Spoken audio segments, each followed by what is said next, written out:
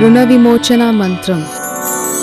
मंगलो भूमिपुत्रश्च ऋणहर्ता धनप्रदः स्थिरासनो महाकायः सर्वकर्मविरोधकः लोहितो लोहिताक्षश्च सामगानां कृपाकरः धरात्मजः कुजो भौमो भूतिदो भूमिनन्दनः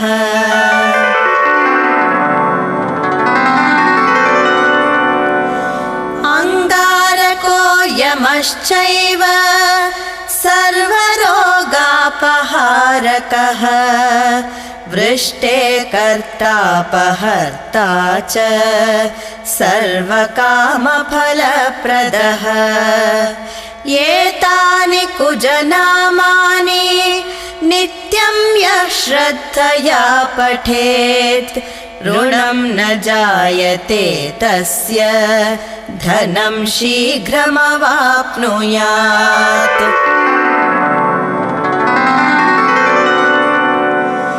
धरणीगर्भसम्भूतं विद्युत्कान्तिसमप्रभं कुमारं शक्तिहस्तं च मङ्गलं प्रणमाम्यहम्।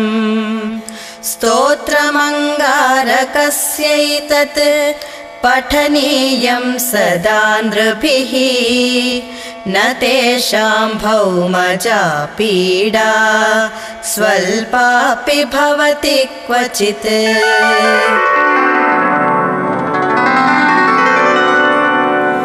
अंगारक महाभाग भगवन् भक्तवत्सला त्वां नमामि ममाशेष मृणमाशु विनाशय। ऋणरोगादिदारिद्र्यं ये चानेह्यपमृत्युवः भयक्लेशमनस्तापा नश्यन्तु मम सर्वदा।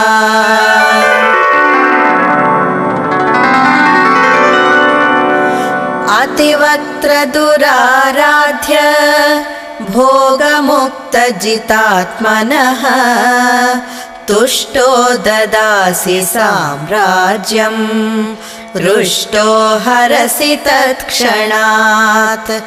विरिञ्चि शक्रविष्णूनां मनुष्याणां तु का कथा तेन त्वं सर्वसत्त्वेन ग्रहराजो महाबलः।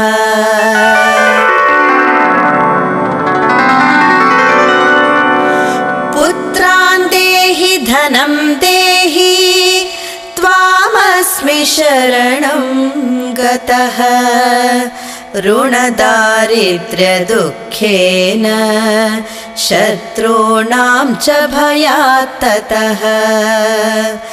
येभिर्द्वादशभिः श्लोकैः यस्तौति च धरासुतं महतीं श्रियमाप्नोति ह्यपरो धनदो युवा।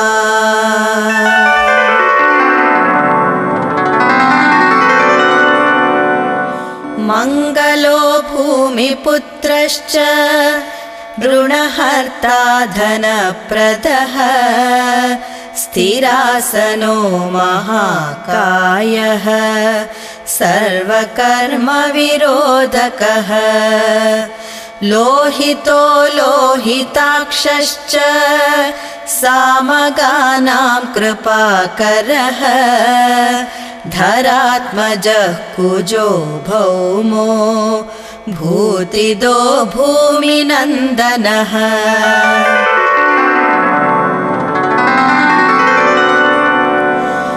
अंगारको यमश्चैव सर्वरोगापहारकः वृष्टे कर्तापहर्ता च सर्वकामफलप्रदः एतानि कुजनामानि नित्यं यः श्रद्धया पठेत् ऋणं न जायते तस्य धनं शीघ्रमवाप्नुयात्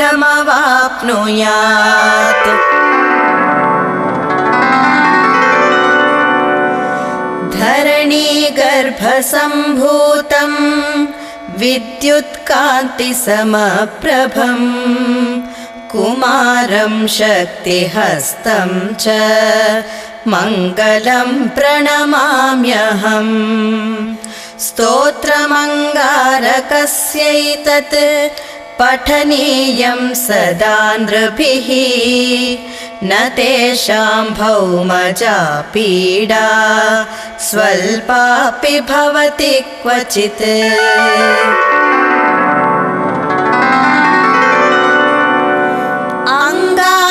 अंगारकमहाभाग भगवन् भक्तवत्सला त्वां नमामि ममाशेष मृणमाशु विनाशय ऋणरोगादिदारिद्र्यं ये चानेह्यपमृत्युवः भयक्लेशमनस्तापा नश्यन्तु मम सर्वदा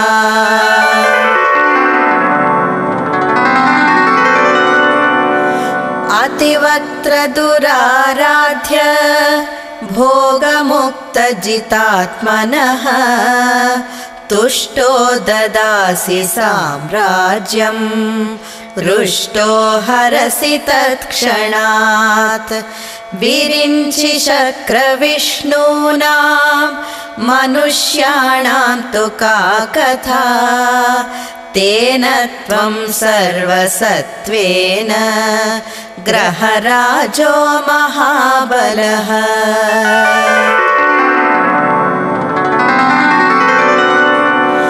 पुत्रान् देहि धनं देहि त्वामस्मि शरणं गतः ऋणदारिद्र्यदुःखेन शत्रूणां च भयात् ततः येभिर्द्वादशभिः श्लोकैः यस्तौति च धरासुतं महतीं श्रियमाप्नोति